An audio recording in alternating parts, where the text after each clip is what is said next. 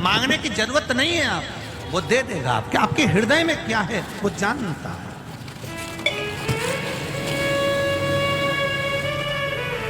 अभी इंदौर की कथा किस किसने सुनी थी टीवी पर? हाथ उठाओ जरा, जिसने सुनी। सबने सुनी है? धरो धरो वापिस धरो। ठीक है। इंदौर की कथा में एक बात कही थी कि ब्रह्मा जी के सामने ब्रह्माणी ने, ब्रह्मा जी के सामने सरस्वती ने, ब्रह्मा जी के सामने वीणा देवी ने अहंकार के शब्द कह दिए कि मुझ में इतना स्वर है, मुझ में इतना ज्ञान है। तब ब्रह्मा जी ने कह दिया था कि तुम्हें शंकर भगवान के पास जाना पड़ेगा। तुम रुका जी के पास गई, तुम रुका जी ने उनको ज्ञान नहीं दिया, तब जाकर शिव जी ने उनको शास्त्रीय संगीत का सुर प्रदान किया।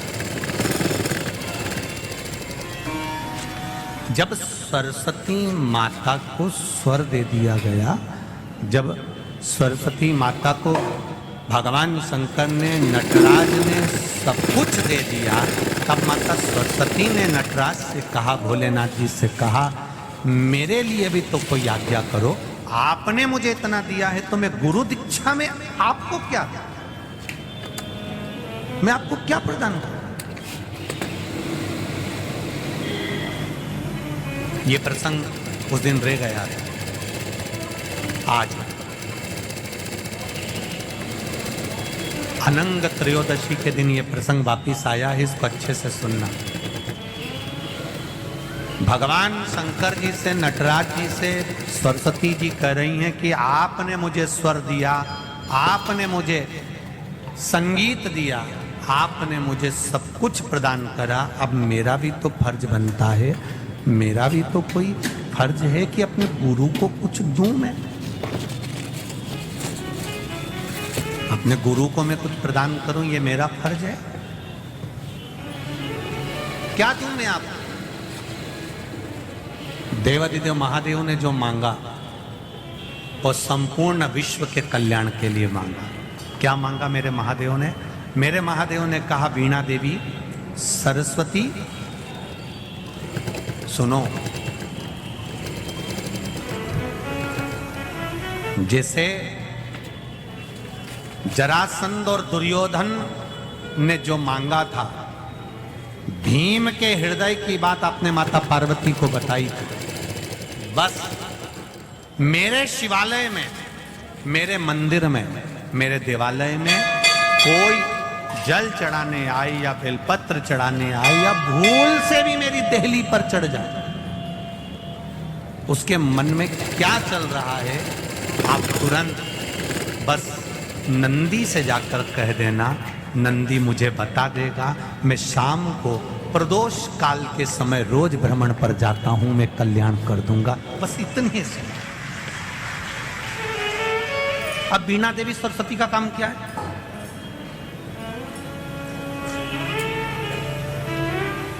वीणा देवी सरस्वती का काम क्या है? शिव जी के मंदिर में वीणा देवी सरस्वती का कार्य क्या है? भगवान शंकर की चौखट पर पार्वती मैया अंदर है, नंदी के पास में माता लक्ष्मी विराजमान है, वीणा देवी भगवान शंकर की चौखट के बाहर शिष्य गुरु के द्वार पर है। और वीणा देवी ने कह दिया, भोलेनाथ, अब आपके मंदिर में जो भी आएगा, जो जिस भाव से आएगा, भले वो मांगे ना मांगे, पर मैं उसके हृदय में निवास कर कर उसके चित्त की बात को ध्यान कर कर नंदीश्वर को बता दूंगी। और आप प्रदोष काल में जब आप भ्रमण के लिए जाएंगे तब आप उसको प्रदान कर देना। बस इतनी सी कृपा करना। ये वीणा देवी को वर दिया और वीणा देवी ने शिव को वचन दिया। प्रदोष काल कब होता है? सूर्य अस्त होने वाला है, सूर्य डूबने वाला है, उसके 45 मिनट पहले से सूर्य डूब जाता है, उसके 45 मिनट बाद तक प्रदोष काल का समय होता है। शिव जी के भ्रमण का समय क्या है? यही प्रदोष। प्रतिदिन मेरे देवादिदेव महादेव भ्रमण पर निकलते, प्रतिदिन।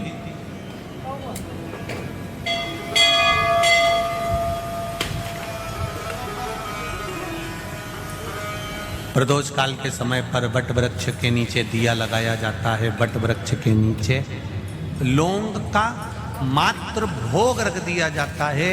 लौंग मात्र, अगर बट वृक्ष के नीचे दिया लगाकर एक लौंग का जल या लौंग भगवान बटकेश्वर महादेव के नाम से भी अगर शिव को समर्पित करी है तो ये निश्चित है कि कर्जा कितना भी भारी होगा वो कर्जा चूकेगा जरूर, और कहीं ना कहीं से लक्ष्मी की व्यवस्था देवाधिदेव महादेव करेंगे। एक पत्र आया है, इसी कर्जे को चुकने वाला एक पत्र, किसी ने अपना फोटो भी भेजा। देखिए,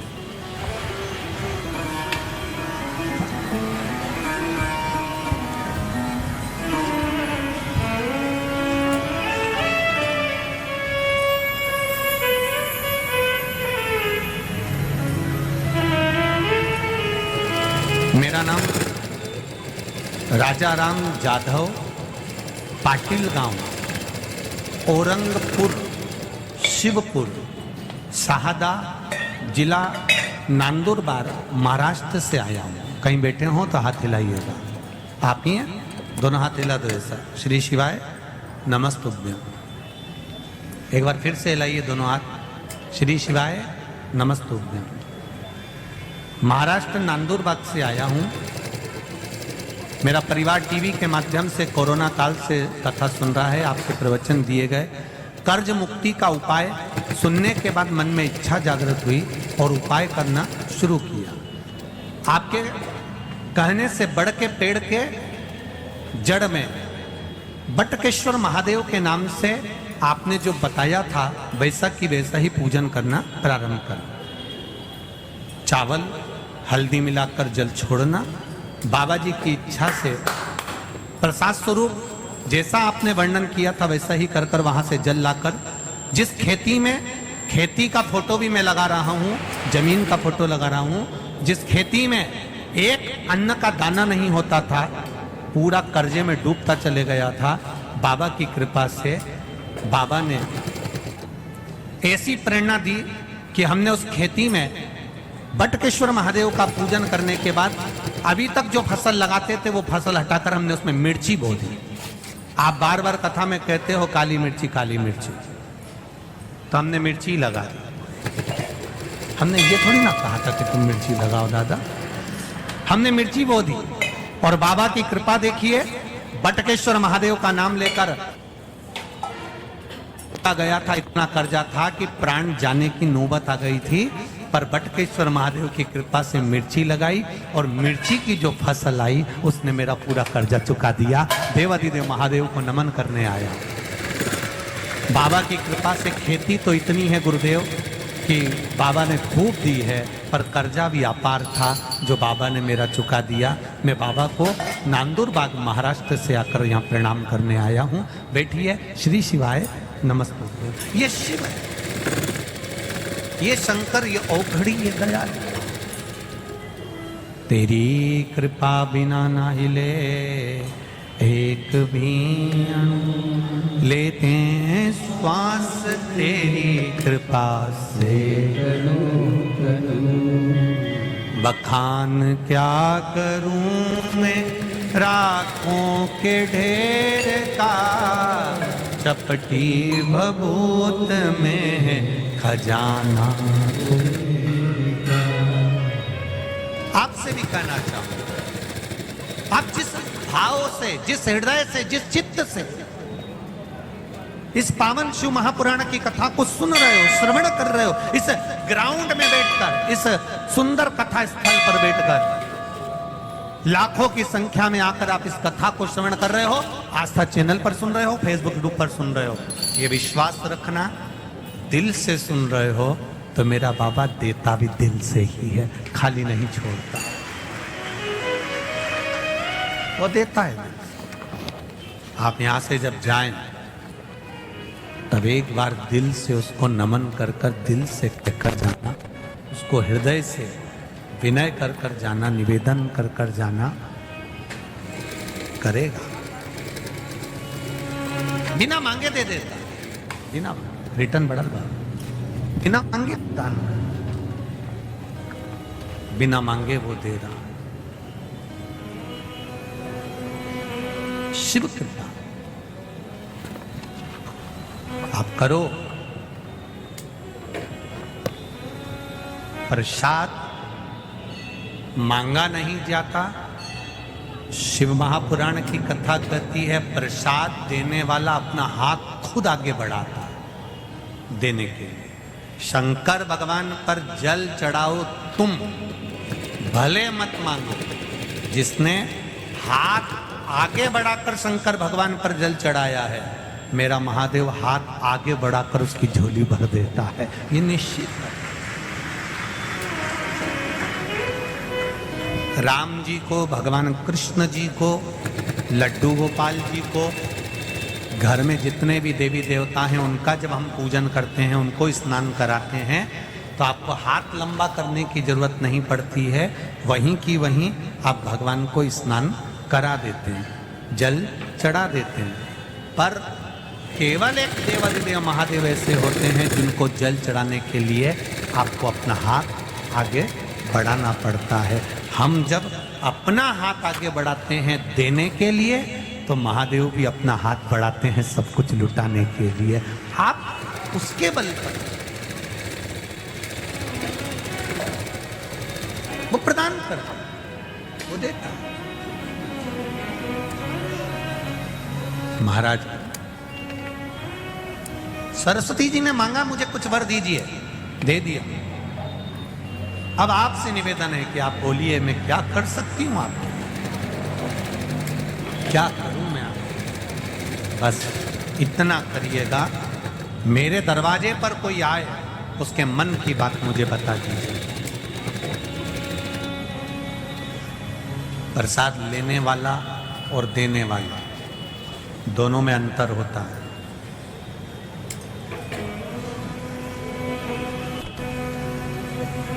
मैं बहेड़िया परिवार को बहुत बहुत साधुवाद धन्यवाद देना चाहूँगा। पुत्र काव्य की स्मृति में ये कथा चल रही है और आपका जो आत्मीय प्रेम यहाँ पर आए हुए भक्तों के प्रति, जो रात को 5-5, 10-10 हजार, 15-15 हजार लोग यहाँ ठहर रहे हैं, उनको सुबह चाय बिस्कुट, फिर भोजन, रात्रि को सब सोते हैं तब सुंदर दूध उकलवाकर सबको गिलास भर भर कर दूध पिला देना, रात भर चाय चला देना। मैं बहेड़िया परिवार को धन्यवाद देता हूँ, बहुत बहुत धन्यवाद। कथा तो बहुत देखी और बहुत करी, पर यजमान परिवार ने जो ये व्यवस्था दी है, यजमान परिवार ने जो ये व्यवस्था प्रदान करी है, ऐसी व्यवस्था कहीं नहीं दी। एक देखी थी रायपुर छत्तीसगढ़ में, बसंत जी अग्रवाल ने कराई थी। एक खरगोन में, वो कौन परिवार था जिन्होंने खरगोन में कराई थी। समिति कराती है तो समिति अपने हिसाब से व्यवस्था करती है। एक अकेला यजमान जब कथा कराता है और वो यजमान इतनी व्यवस्था देता है, तो बहुत भोलेनाथ जी से हम हर पल यही प्रार्थना करते हैं, बाबा इनको इतना देना कि ये दोनों हाथों से ऐसे ही लुटाते हैं, ऐसे ही कृपा करें। ये करुणा है भोलेनाथ जी की, ये दया है भोलेनाथ जी की, ये उदारता, ये करुणा है भोलेनाथ बाबा, ये दया। और फिर कहकर जा रहे हैं, इस व्यासपीठ से इतना जरूर कहूंगा, जहां जहां शिव पुराण कथा करी है, वहां वहां से लोगों ने डबल से फोन लगाया है कि एक बार शिव पुराण फिर दे दीजिए। मेरा बाबा शिव पुराण कराने के बाद इतनी कृपा कर देता है, इतनी दया कर देता है कि जितना लोग बाबा के लिए खर्च करते हैं उससे 1000 गुना बाबा फिर दे देता है। ये शिव कृपा, ये उदार, ये करुणा, बाबा फिर दे, ये उसकी उदारता, ये उसकी करुणा।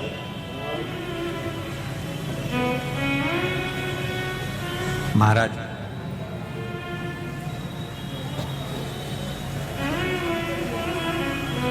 प्रसाद मांगा जाए वो एक अलग प्रभाव है, प्रसाद देने वाला आवाज लगाए, ए भैया इधर आओ, ले प्रसाद लेकर जाओ,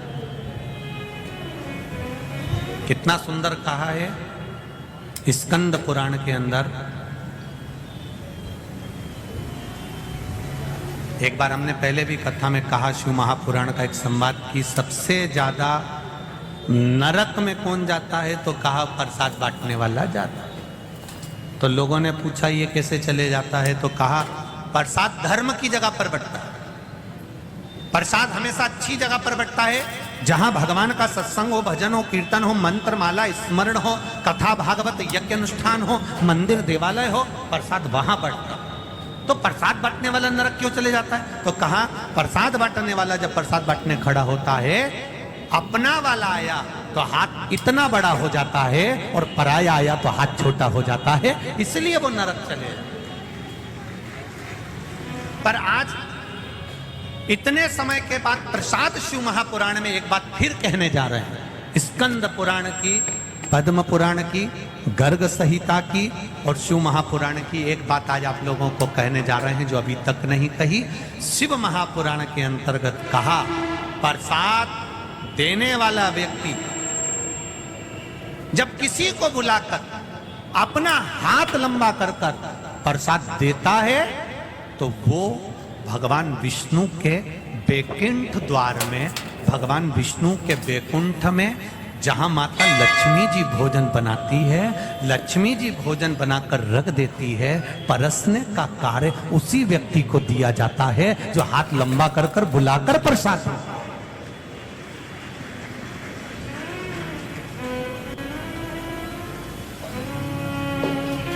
और हमने देखा यहाँ बहेड़िया परिवार जो कथा कर रहा है, हमने छोटे छोटे वीडियोस आप लोगों के, हम लोग तो कभी रसोई घर जाते नहीं तो गए भी नहीं, तो हमने उसमें वीडियो में देखा कि कई माताएं बुला कर दे रही है, भैया चाय लो, उधर से बिस्कुट लो, भैया आओ इधर आओ, चाय लो, उधर बिस्कुट रखा है बिस्कुट लो, लो दूध प्रसाद लो भोजन प्रसाद लो।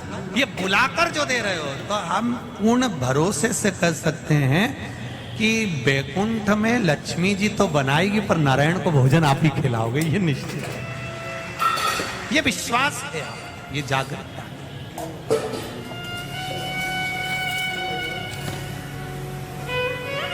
जब बड़ी बड़ी कथाएं का आनंद लेते हैं तो रोड पर भी लोग स्टॉल लगाते हैं, कोई पोया बांटता है, कोई चाय बांटता है, कोई हलवा बांटता है, कोई सामान बांटता है, आवाज लगा के भैया आओ इधर आओ, ये लेकर जाओ, सालासर जी जाओ, सालासर जी में मेला हो, खाटू श्याम जी जाओ, खाटू श्याम जी का मेला हो, सांवरिया जी जाओ, सांवरिया जी का मेला हो, आप चार भुजा जी जाओ, चार भुजा जी का मेला हो, बड़े बड़े सेट स्टॉल लगाते हैं, आवाज लगाते हैं, आओ ले जाओ, दोनों हाथों से लुटाते हैं। मुझे लगता है उन्होंने भी शिव महापुराण दिल से सुनी होगी कि हाथ लंबा कर कर देने वाले के लिए मेरा महादेव हाथ लंबा कर कर करोड़ों लुटा दे, क्यों दे देगा, ये उसकी उदारता, ये उसकी कृपा है, ये उसकी करुणा है।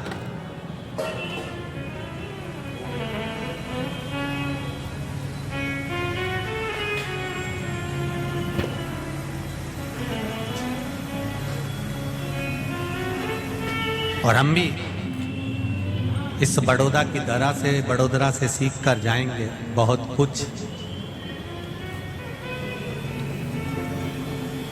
कि 16 फरवरी से 22 फरवरी तक जो सीहोर में रुद्राक्ष महोत्सव होने वाला है, रुद्राक्ष का वितरण और रुद्राक्ष महोत्सव का जो आनंद होने वाला है फरवरी में, हम भी प्रयास करेंगे कि जैसा बहेड़िया परिवार दोनों हाथों से दिल से हम कहना चाहेंगे, जहाँ जहाँ पर कथा करी है सबसे, कि दिल से आप भी आकर आनंद के साथ हाथ लंबा कर कर खूब लोगों को खिलाओ, चाय पिलाओ, चाहे पोहा खिलाओ, चाहे हलवा खिलाओ, दिल से लुटाओ आनंद के साथ, ये सीख कर जाए।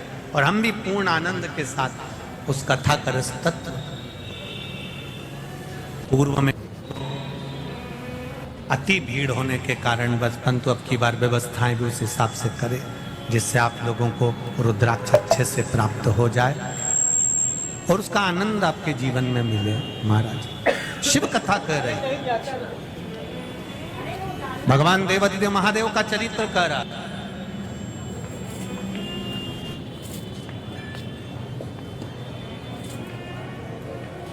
तारकासुर बिना मांगे तारकासुर को सब मिल गया।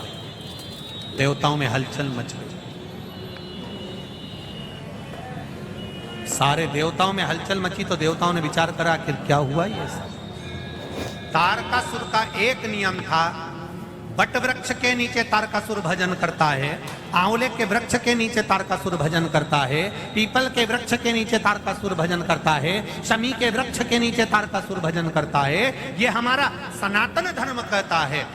बट वृक्ष की पूजन करने वाला, बट वृक्ष के नीचे शिव की आराधना करने वाला, लौंग समर्पित कर जल चढ़ाने वाले का जैसे कर्ज मुक्ति होती है, उसी तरह आंवले के वृक्ष के नीचे मात्र ताजा मिष्ठान दूध का बनाकर उस सामग्री को भगवान आंवले के वृक्ष के नीचे पूजन करने से लक्ष्मी और संपदा की वृद्धि होती है। जैसे शमी का पौधा, शमी का वृक्ष, शमी के वृक्ष के नीचे मात्र दूध और जल मिला हुआ जल, शमी के वृक्ष के नीचे मात्र ओघड़दानी अवधूतेश्वर महादेव के नाम से केवल हफ्ते में एक बार भी अगर दूध और जल का मिश्रण शमी के पौधे के नीचे कर दिया जाता है तो कहते हैं शरीर में बड़ी से बड़ी अगर बीमारी है, कहीं कैंसर जैसा रोग है या किडनी लीवर जैसा रोग है, कोई भी तकलीफ, कोई गांठ अगर शरीर में हो गई है तो शमी के वृक्ष के नीचे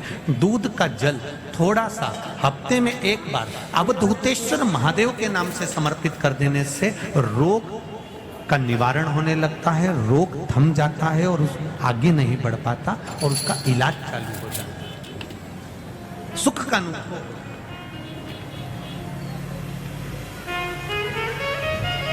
बस एक बात का स्मरण रहे आप, आंवले के वृक्ष के नीचे अगर कोई भोग लगाया गया है पा सकते हैं, पीपल के वृक्ष के नीचे कोई भोग लगाया है पा सकते हैं, बट वृक्ष के नीचे कोई भोग लगाया गया है पा सकते हैं। जिस वृक्ष के नीचे भोग लगाओगे पालोगे, पर शमी वृक्ष के नीचे का जो भोग लगाया गया है वो नहीं पाया जाएगा। शमी वृक्ष का जो प्रसाद है वो आपको वहीं छोड़ना पड़ता है। शमी वृक्ष का प्रसाद वहीं छोड़। शिव कथा कह रही है, तारकासुर ने खूब, तारकासुर खूब, अब सारे देवताओं के पास सूचना मिल गई, जाओ 33 कोटि देवी देवताओं ने जाकर तारकासुर से बात करी है।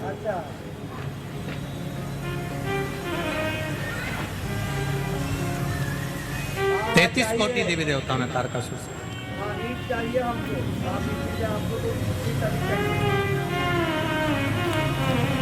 कहा,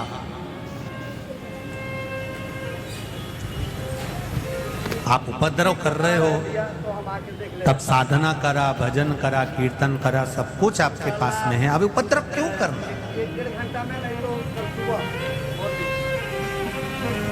तुम्हारी मृत्यु कैसे होगी वह आप बता दीजिए।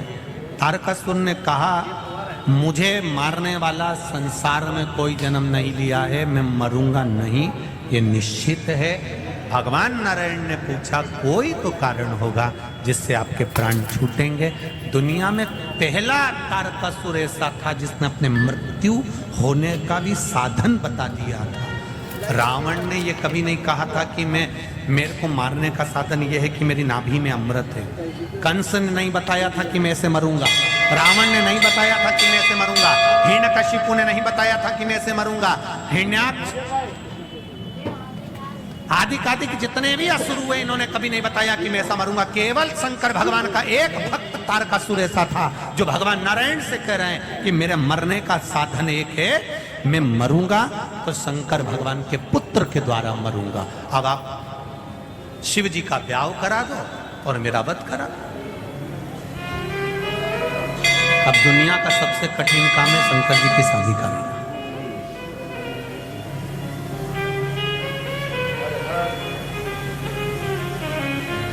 आज के जमाने में सबसे ज्यादा कठिन काम है बेटी को ये बोलना, बच्चों को ये बोलना कि अब मैं तुम्हारी शादी पक्की कर रहा हूं और वहां कर रहा हूं। इतने में बेटा बेटी का मुंह भगोना हो जाता। पापा हमसे तो पूछते, मम्मी पापा हमसे तो कुछ पूछते ही नहीं है, उन्होंने मन से मेरा ब्याह पक्का कर दिया, मुझसे पूछना तो था। शिव जी के संतान के द्वारा मेरे प्राण छूटेंगे, शंकर भगवान का जो पुत्र होगा वो मुझे मारेगा। ये तारकासुर ने भगवान नारायण से कह दिया। रावण ने कभी नहीं कहा मेरी नाभि में अमृत है, हिरण्यकशिपु ने कभी नहीं कहा कि मैं ऐसे मरूंगा, कंस ने कभी नहीं कहा मैं ऐसे मरूंगा, हिरण्याक्ष ने कभी नहीं कहा मैं ऐसे मरूंगा, पर तारकासुर एक अकेला था, शंकर का भक्त था, इसलिए कह दिया शिव जी के पुत्र के द्वारा मरूंगा। अब तुम शिव जी की शादी कराओ।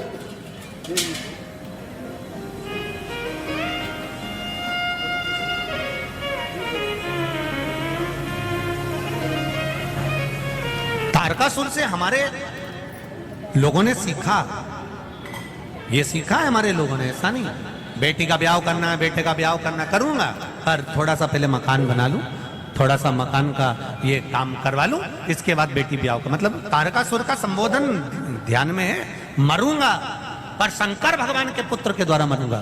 भगवान शिव का पुत्र। अब शंकर जी तो समाधि में लीन थे,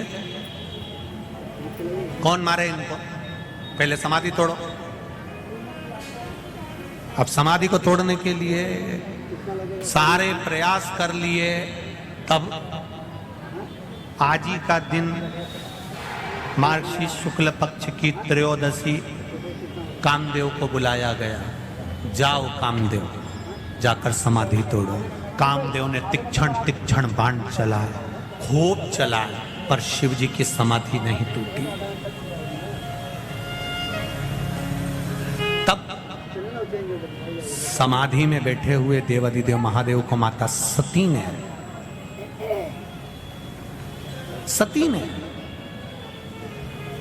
स्मरण कराया, ये मेरी बहन का पति है,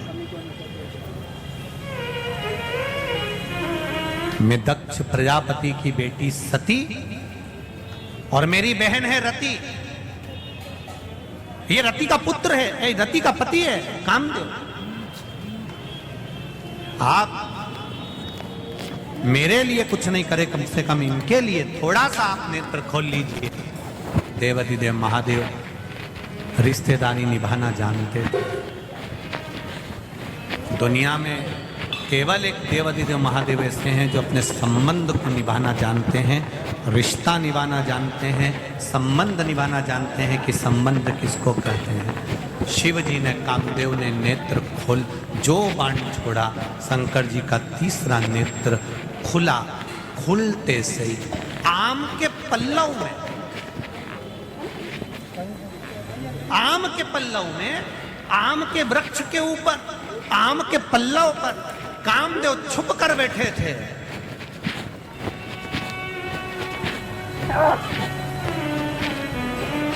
जलकर बस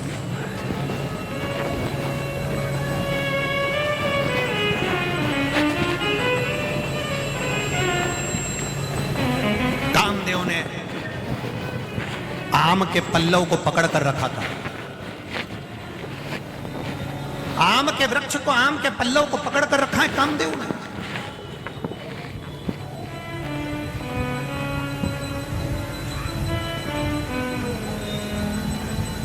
33 कोटि देवी देवताओं ने आकर उस आम लेके, उस आम के वृक्ष पर 33 कोटि देवी देवताओं ने आकर कहा, कामदेव चिंता मत करो, अगर तुम भस्म भी हो गए हम शिव से तुम्हें वापस प्राप्त कर लेंगे। कामदेव प्रसन्न हो गया, बड़ी कृपा करी, इस आम के पल्लव के ऊपर आपका मुझे दर्शन हुआ।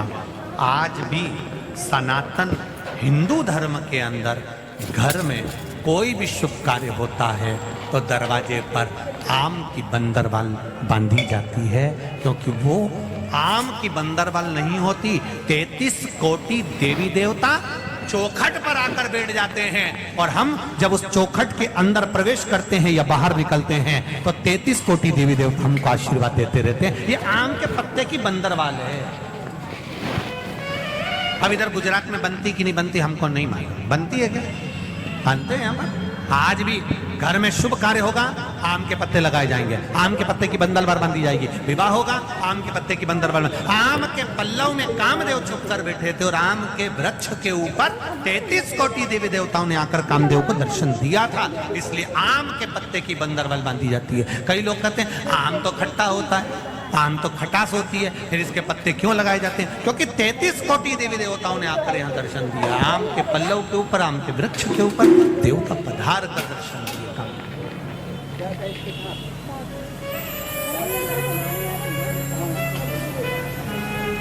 महाराज भगवान देवादिदेव महादेव शिव औघड़दान त्रिकालदर्शी कैलाशी अविनाशी मेरे बाबा मेरे शिव कामदेव को भस्म कर दिया। कामदेव आकर रोने लगा। रति कामदेव की धर्म पत्नी रो रही है, मेरा पति मार दिया केवल देवताओं के हित के लिए, मेरे पति के प्राण छूट गए केवल देवताओं के हित के लिए। भगवान शिव ने, भगवान ब्रह्मा विष्णु देव आदि सारे देवताओं ने मिलकर भगवान की स्तुति करी। तब कहा तुम्हारा पति तुमको मिलेगा जब भगवान कृष्ण पृथ्वी पर आएंगे, द्वापर में कृष्ण आएंगे, तब उनके उस पुत्र के रूप में तुम्हारा पति वापिस तुम्हें मिल जाएगा। तब तक इनका शरीर दिखेगा नहीं, पर ये रहेंगे, इनको अनंग कहा जाएगा। आज वही कौन सी त्रयोदशी है? जम के बोलो जरा, अनंग त्रयोदशी। रति की आंख में आंसू भरा था, मेरा पति चले गया, मैं उनके बिना कैसे रह सकती, मैं भी अपना प्राण त्याग दूंगी। शिव जी ने मना करा, नहीं रति, तुम प्राणों को नहीं त्यागोगे। तुम्हारी तप साधना के बल पर, तुम्हारी तप साधना के प्रभाव से तुम्हारा पति तुम्हें वापस मिलेगा। और कृष्ण अवतार की कथा कहती है, ले जाकर समुद्र में डाल दिया था प्रद्युम्न को, तब उस जगह पर फिर रति महामाया बनकर उसको अपना बल से फिर जीवित करती है, प्राप्त करती है। ये तप साधना है पत्नी की।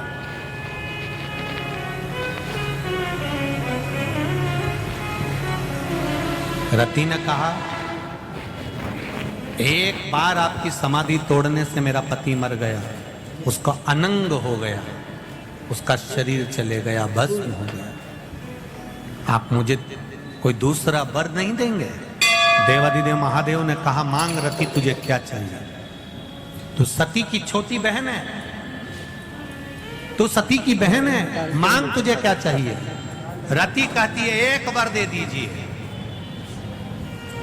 जिस दिन मेरा पति अनंग हुआ है, उसका शरीर गया है, वो दिन संपूर्ण ब्रह्मांड पर जो स्त्री, जो नारी, जो पुरुष, जो जीव शंकर भगवान परमात्मा कामदेव, रति, महादेव और सती का नाम लेकर मात्र दूध का ही स्पर्श करेगा, उसका आनंद उसको 7 जन्म तक प्राप्त होगा, फिर वो कभी जीवन में भटकेगा। जिस पति पत्नी का झगड़ा होता है या पति पत्नी में प्रेम समाप्त हो गया या स्नेह समाप्त हो गया, विवाद चल रहा हो, आपस में एक दूसरे का मुंह देखना पसंद नहीं है, बच्चों के प्रति कोई स्नेह नहीं, माता पिता के प्रति कोई स्नेह नहीं, उसके लिए आज अनंग त्रयोदशी का जो दिन है और सोम प्रदोष का जो आज दिन बना है, शायद भूतो ना भविष्यते, जिंदगी में ऐसा दिन फिर वापिस आने वाला नहीं है। सोम प्रदोष भी पड़ गया और अनंग त्रयोदशी भी। और कितनी खुशी की बात है जो आज आप और हमको ये पावन कथा अनंग त्रयोदशी के दिन, अनंग त्रयोदशी की महत्वता जानने का मौका मिला है। शायद बड़ोदरा वालों ने कुछ ना कुछ पुण्य को बहुत प्रबल किया है, ये निश्चित। ये प्रभु कृपा। मेरा जिन बेटा बेटियों का विवाह नहीं हो रहा उनसे भी निवेदन है आज का प्रयोग अवश्य करें, आज का आनंद जरूर पाएं। अनंग त्रयोदशी, केवल एक बेलपत्री का पत्ता, उस पर दूध और बाबा देवाधिदेव महादेव को कामदेव, रति, शिव और सती का नाम लेकर अपनी कामना का स्मरण कर कर समर्पित करिए, सुख प्राप्त, आनंद की अनुभूति हो।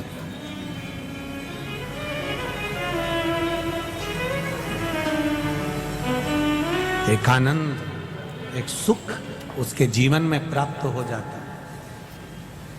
शिव कथा कर रही, भगवान शंकर का चरित्र कर रहा है।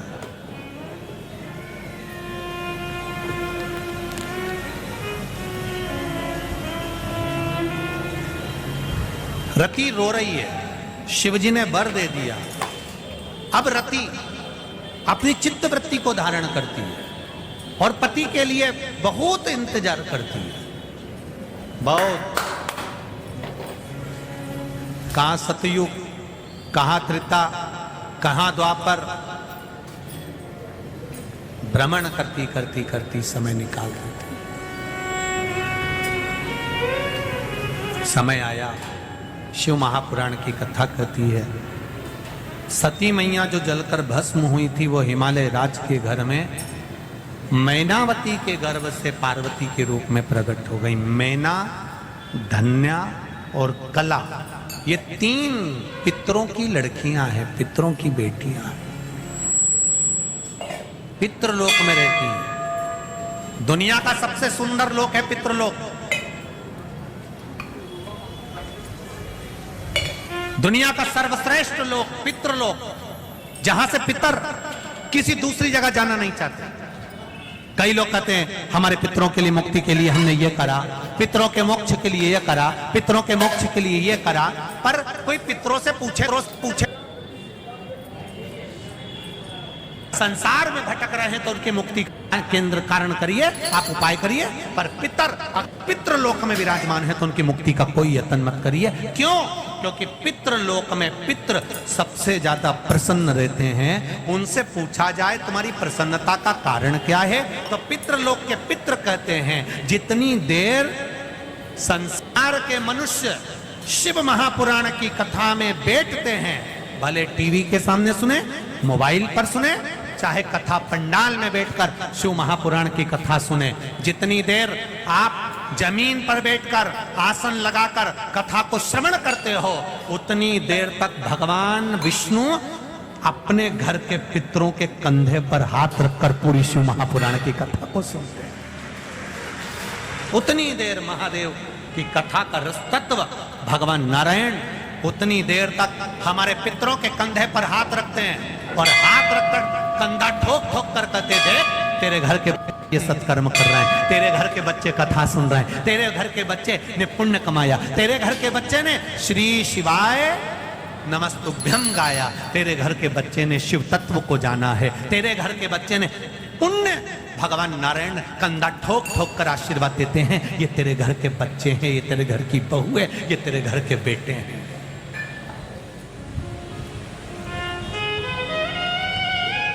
कितने सालों के बाद गुजरात को 2 कथा मिली है, एक ये, एक पावागढ़ के पास में। कितना सालों निकल जाते हैं तब जाकर कहीं शिव महापुराण की और ये कथा पूरी होगी। और ये कथा पूर्ण होने की 9 तारीख को पूरी हो जाएगी। 12 तारीख को बैतूल, मध्य प्रदेश के बैतूल में शिव महापुराण की कथा प्रारंभ हो जाएगी।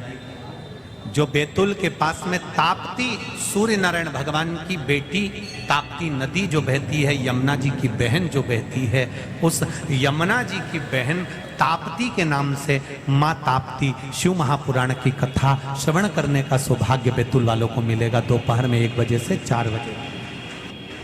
बैतूल वालों करो तैयारी, आ रहा है कुबेर भंडारी। आनंद से श्रवण करें। और मैं तो कहूंगा अमरावती साइड में अभी कथा नहीं है अमरावती परतवाड़ा, ये पूरा क्षेत्र नागपुर साइड में भी अभी 1 साल 1.5 साल 2 साल कथा नहीं। आपको मौका मिल रहा है बैतूल की कथा श्रवण करने का, दिल से सुनो। 1 बजे से 4 बजे तक मां ताप्ती शिव पुराण का आनंद लो। तुम्हारी चित्तवृत्ति में आना चाहिए, गंगा जी में अस्थि विसर्जन होती है, वो अस्थि कई दिनों तक रहती है। यमुना जी में अस्थि जावे तो कई दिनों तक रहती है, गोदावरी में जावे अस्थि बहुत दिनों तक रहती है, कावेरी में सरस्वती में अस्थि डाली जाए, मंदाकिनी में डाली जाए तो बहुत दिनों तक रहती है। केवल मां ताप्ती यमुना जी की बहन एक अकेली ऐसी है जिसमें अस्थि डालते से ही दूसरे दिन भस्म हो जाती है। ऐसा क्या है मां ताप्ती में, उसको जानो तो सही। जिस हड्डी को, जिस अस्थि को कोई गला नहीं सकता, वो दूसरे दिन अस्थि गल जाए, भस्म हो जाए। ताप्ती नदी का जल में ऐसा क्या भाव है? ऐसा यमुना और ताप्ती में ऐसा क्या झगड़ा हो गया कि यमुना जी ने ताप्ती को कुछ कह दिया और ताप्ती ने यमुना को कुछ कह दिया? ऐसा कौन सा झगड़ा ताप्ती और यमुना का हो गया कि यमराज यमुना के दरवाजे पर जाते हैं और ताप्ती के यहां नहीं पहुंच पाते और शनि ताप्ती के द्वार पर पहुंच जाता है? हमें वो प्रसंग को जानना है, मां ताप्ती के उस प्रसंग को जानना।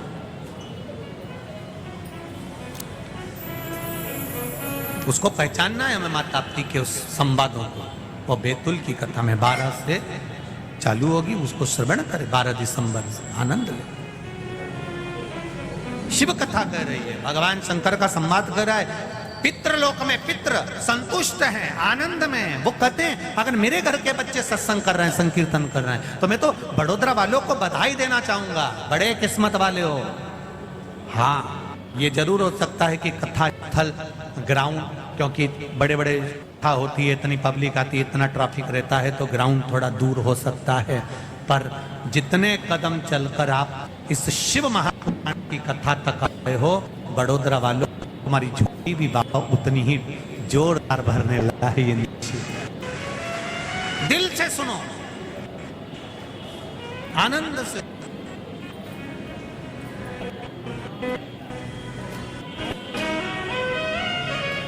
भाव शिव कथा कह रही है। भगवान शंकर का संवाद कहता है, मैना धन्य और कला 3 देवियां बैठी थी, चली, सनकादि ऋषि को उनका चरण लग गया, वस्त्र लग गया, क्रोध में आ गए सनकादि ऋषि, श्राप दे दिया, तुम भूमि पर जाओगी। पितृलोक कौन छोड़ना चाहेगा? जब इतना सुंदर लोक है तो कौन छोड़ेगा? पर उन्हें जाना पड़ा क्योंकि श्राप लगा, जाना पड़ा।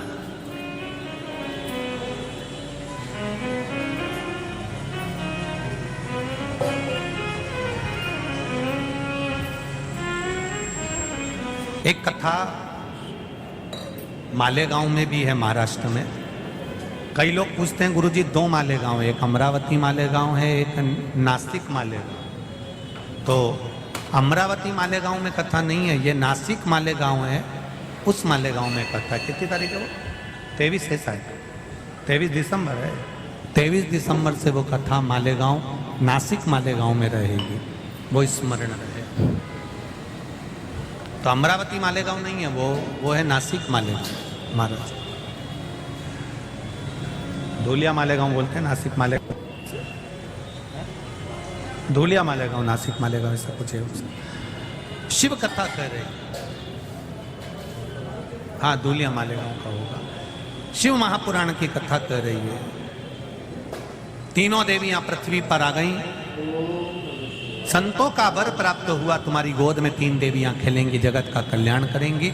मीना की गोद में माता पार्वती हैं, धन्या सुनैना बनी जिनकी गोद में सीता जी हैं, कला कीर्ति बनी जिनकी गोद में राधा जी हैं, और 3 देवियां आनंद पाती हैं। महाराज 3 देवियां आती हैं। पार्वती मैया का भाग्य देव ऋषि नारद ने बताया। 7 तरह का भोग भगवान शंकर को माता पार्वती जी ने लगाया था। कौन कौन सा भोग लगाया था माता पार्वती जी ने? कौन कौन सा पदार्थ भगवान शिव को अरोगाया था?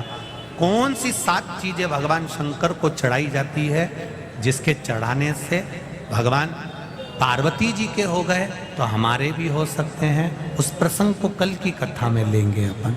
पार्वती जी का मंगल विवाह भगवान देवाधिदेव महादेव के साथ होने जा रहा है। शिव जी दूल्हा बने हैं, पार्वती जी दुल्हन बनी है।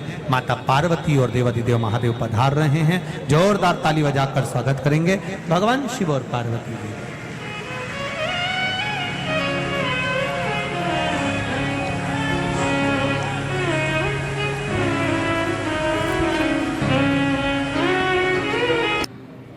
श्री शिवाय नमस्तुभ्यम, हर हर महादेव। पूरा वीडियो देखने के लिए आपको बहुत बहुत धन्यवाद। वीडियो को अगर अभी तक आपने लाइक नहीं किया है तो वीडियो को लाइक करें और चैनल को सब्सक्राइब करें, ताकि अगली वीडियो जब भी हम अपलोड करें सबसे पहले सूचना आपके पास आए। श्री शिवाय नमस्तुभ्यम, हर हर महादेव।